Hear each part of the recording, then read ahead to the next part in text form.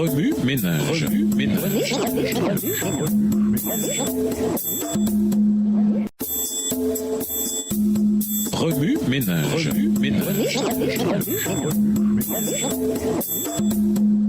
Bienvenue dans votre émission. Remue ménage. Nous voilà à la leçon de mercredi.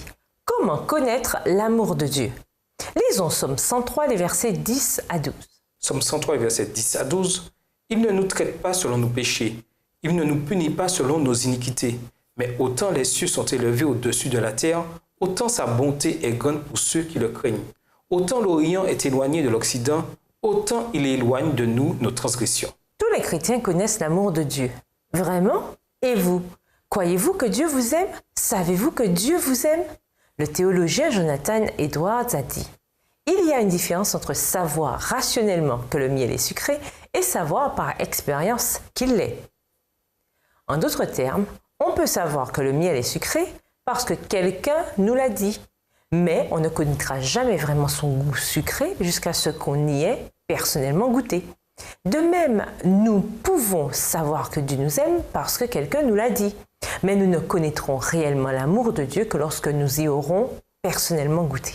Voici 2 choses que vous pouvez faire pour vivre une telle expérience. Ne vous contentez pas de votre implication spirituelle actuelle.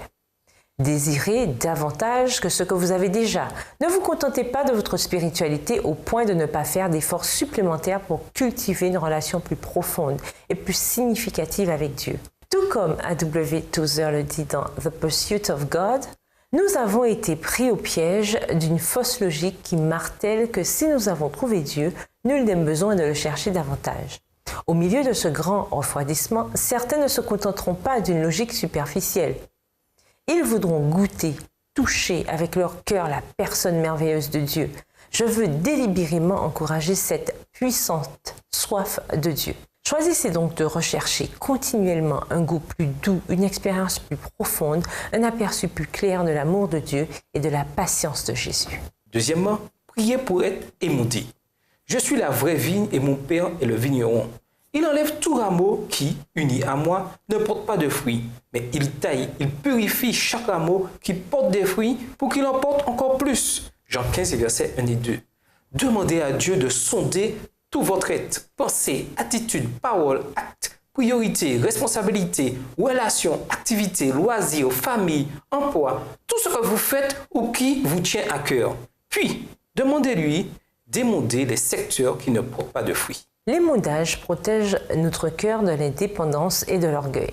Il nous permet de nous refocaliser sur la nécessité de demeurer unis à la vigne.